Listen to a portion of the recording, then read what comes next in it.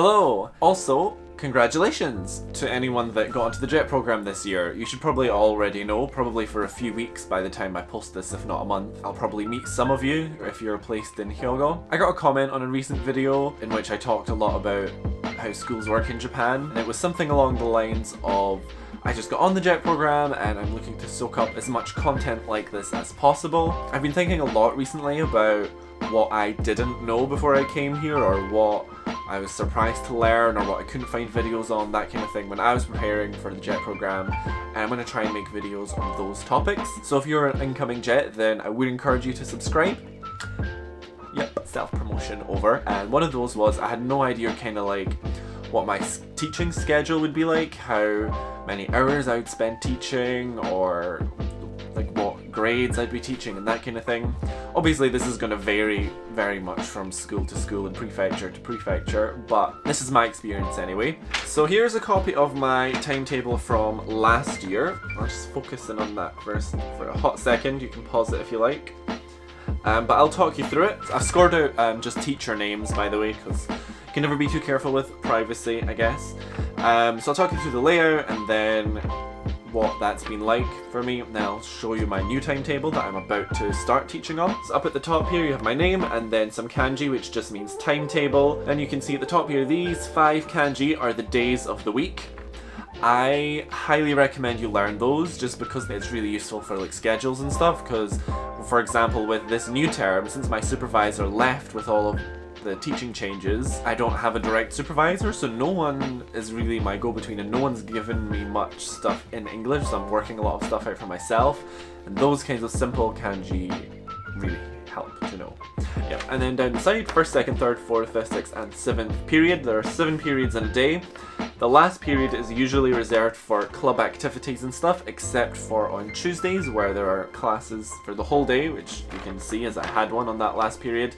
And then after 4th period was when we had lunch. So how it worked during the day was each period was 50 minutes, and then there'd be like a 10-minute break in between each one for students to like go to the bathroom and get to their next class and stuff. It's like every hour there's a new class starting basically.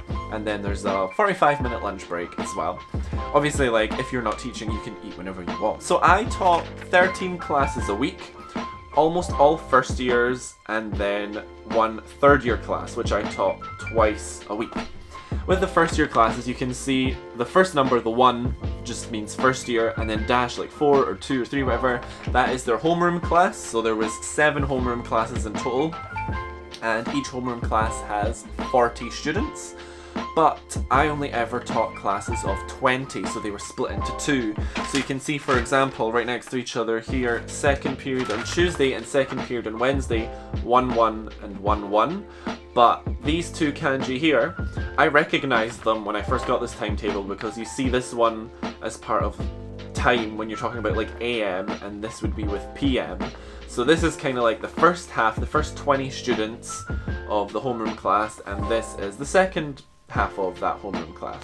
This was not the worst timetable. As you can see, my Tuesday was real busy, I had 4 periods in a row, but lunch did break it up. My new timetable I'll put on screen. I had to kind of piece it together myself because, like I said, I don't really have a go-between and no one kind of just provided me with a direct English copy of it. And you can see it's not that bad. There's a lot of like classes in a row, but I actually don't mind that so much, because if it's really spread out and I just have like 1 free period here and 1 free period there, I can't really focus enough to work on anything in just like that small period of time. If I get started on something, I want to work on it for quite a while, if I'm like lesson planning or making worksheets and stuff like that. And also because I only have 1 first period class and no last period classes, at least sometimes it's 2 or 3 on either end, it means if I ever want to take the morning or the afternoon off so I can sleep in or go somewhere early after school, then I can take a couple hours of my holiday time, my nenkyu. Yeah, that's really useful and helpful, which is nice. I had first period on Monday last year. That sucked because, for example, I came back from Tokyo one time where I went to for the weekend by night bus,